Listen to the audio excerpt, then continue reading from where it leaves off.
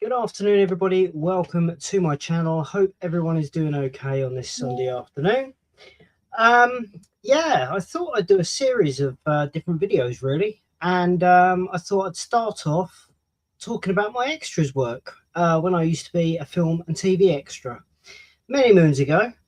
So I thought I'd do an introduction at the beginning to let you know how I became a film and TV extra, and then I'm going to do a series of videos telling you what I did and my experience with it and stuff like that, really.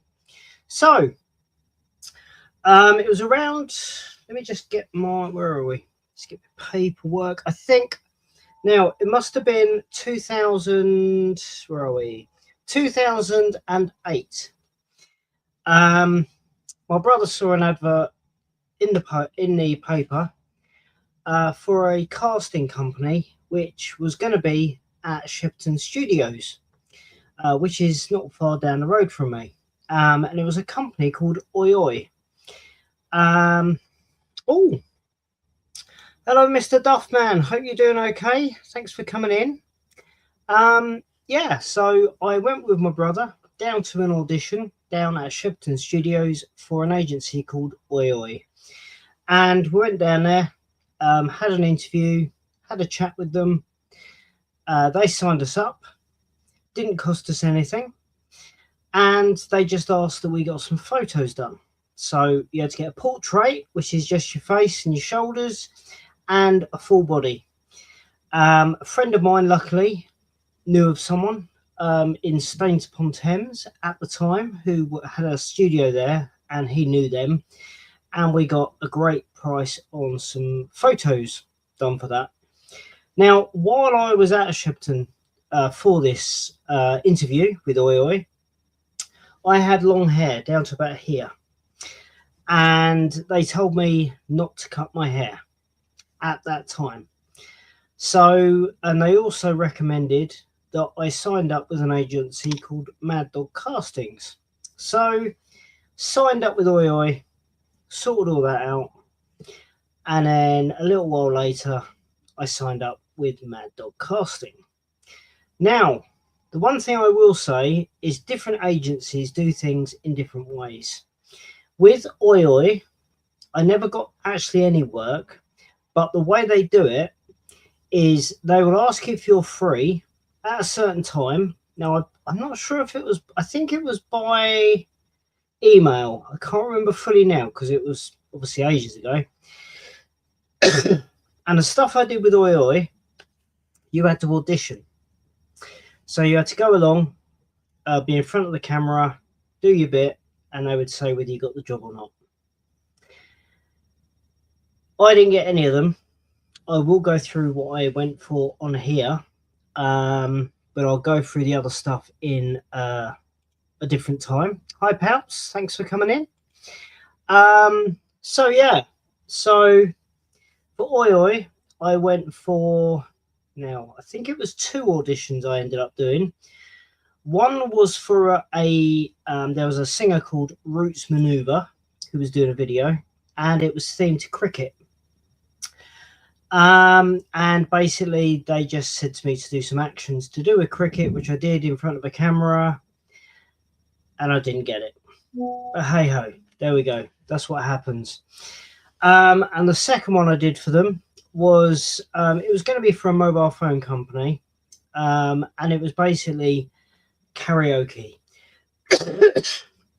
Now, I don't know whether I wasn't loud enough, whether or not I didn't come through confidently.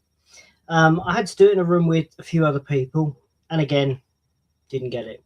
But this is the other thing with extras stuff, is if you put yourself down for something, don't hope you're going to get it and be, oh, I'm going to be in this, because a lot of the stuff I was sent, I didn't get, which is not a bad thing. Everything's okay. What's this? Get your audition in for the Hunt for Gollum movie. No, didn't get that. No. So here we go. I signed up with Mad Dog Casting, which has later gone on to be called Mad Dog 2020. There was an agency called 2020. They merged. There has been some stuff I've heard of what happened after the merge, and also this company is no longer running. I signed up with 2020. Sorry, I should go that way because it's this way. This is the agency I signed up with, and signed up online, got a call back, and I was asked to come in for not sure what I would call it really. I suppose it was an interview. It was kind of an interview thing. You would came in for casting. That's probably what it's better known as. So you sign up. If you're accepted, you get an appointment. I went up for an appointment. Let me just get this one out of the way now. So now that you know it's well, can I do it smaller? I don't know. Can I? Oh no, different way. Right. So went down to, I think it was Holborn. I went down to in London. Signed up for Mad Dog castings. Went in, saw an introduction video on what not to do, and yeah, it was basically asked questions and then said what was expected of me. I then had photos taken for me then and there, which was great. They said to me, you do not sign up for a registration. That fee will come out of your first job of the year. So I went there, I heard all the do's, don'ts, etc. Had my photos taken by them, did the measurements by them. So they measure obviously your head, your neck, all the stuff to do with costume, etc. Had all that done. And then basically you wait. And what they do is they send you a text whenever, ask if you're available for certain dates. They don't tell you what it is. They just say for a film or an advert, but they won't tell you actually what the project's for. And you send them a message back to say yes or no whether you're free for that.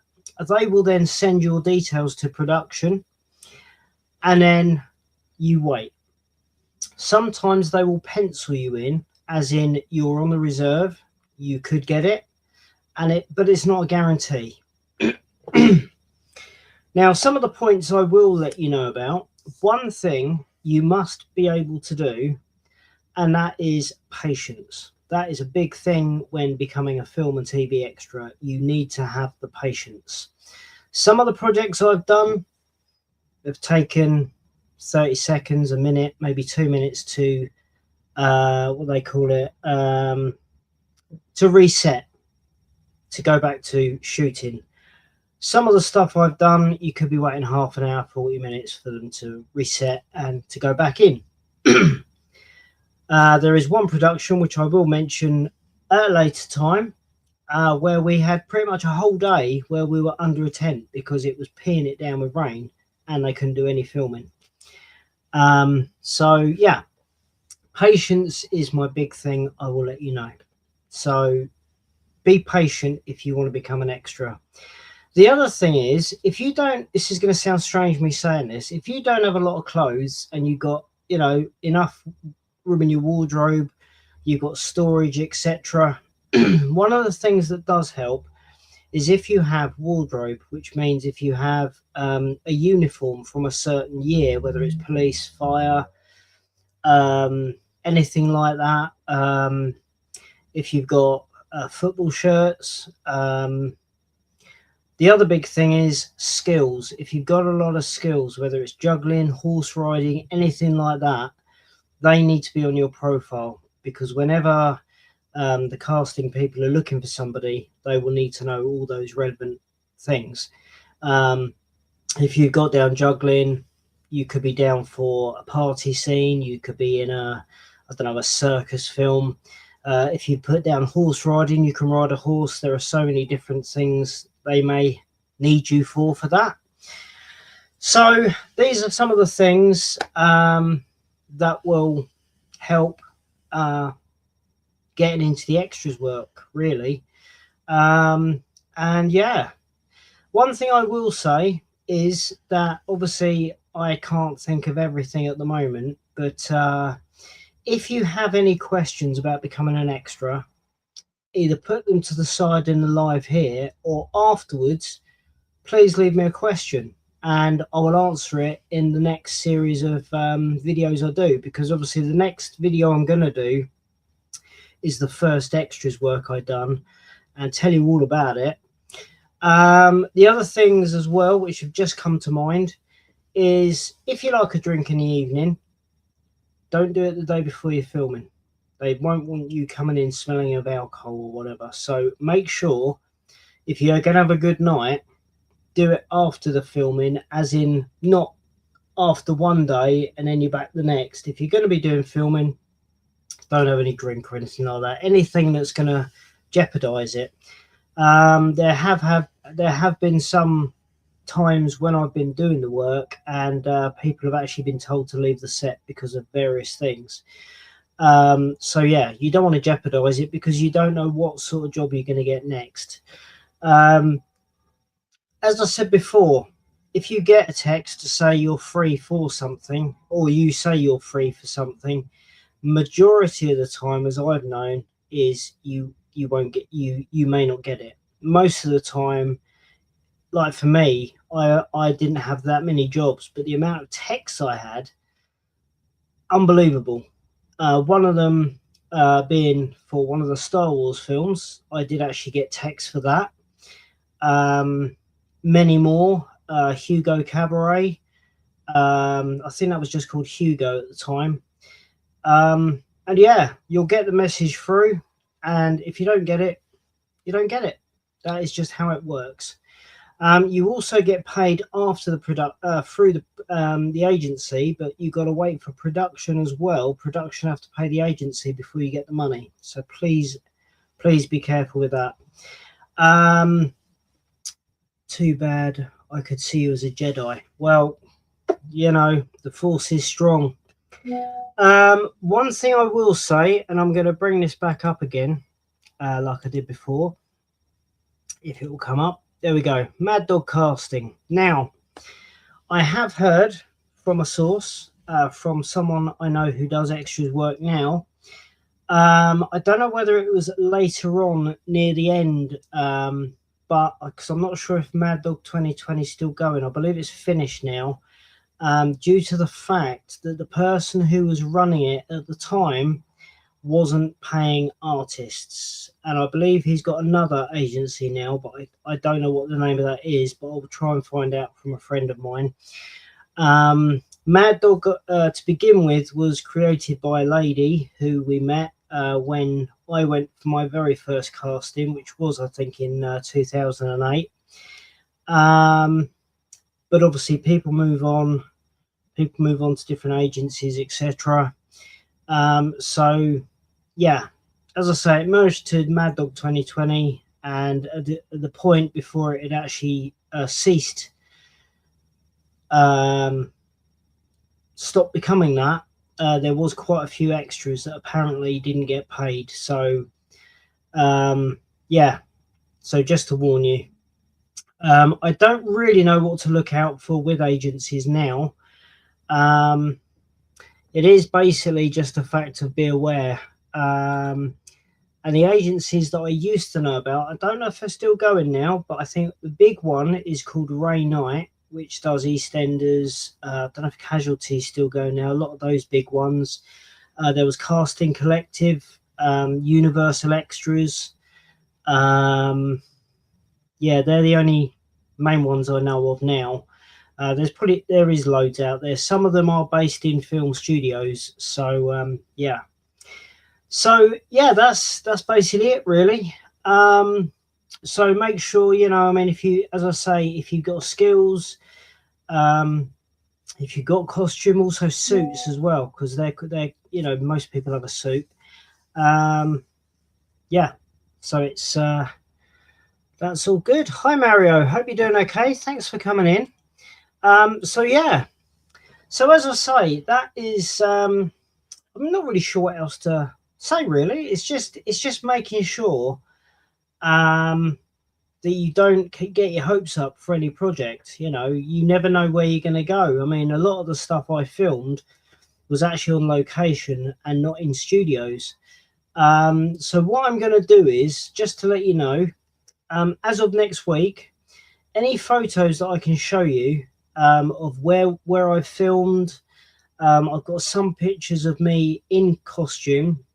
I will say be very careful of doing that when you are either in the costume area or on set. You shouldn't actually really have your mobile on you when you're on set, but you do get texts during the day to ask if you're available for certain things. So yeah, just be careful, and yeah, just enjoy. That's the main thing for me. It was enjoyment. It was also the fact that I wanted to be on a film set to see how it was all done, really, behind the magic, and a lot of it is kind of green and blue screen. Some stuff you don't even know what it's for, but just enjoy it. Enjoy what's going on around. There is some quite strange things that you see how they put things together, but I mainly like it because it's very interesting. I like being an extra, I like being on a film set, and I like to see how things are done in film as well. I find it all very clever. So there we go.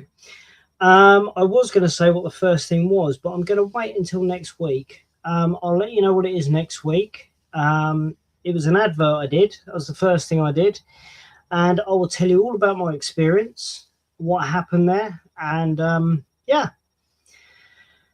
One final thing I will say is, if you are given a certain character, because a lot of them will give you a character reference to what you're actually going to be. Sometimes that changes, and I mean, when you get there, sometimes it changes. So that's basically it from me for this. As I say, if you're watching this afterwards and you have any questions at all about filming, being an extra, supporting artist, this is the other thing a lot of people talk about. At the end of the day, I am a film extra. I'm just an extra person on a film set, behind whatever. There are various names for it. There is a film extra, a supporting artist, and a background artist. They're basically the same. Doesn't really matter what it is.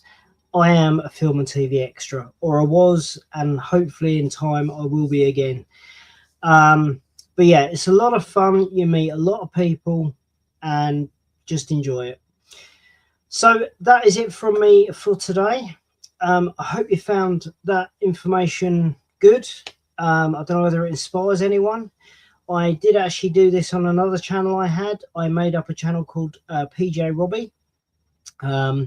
And I did this very exact same thing on there, but I didn't actually go through the various jobs I did. I did talk about it a bit.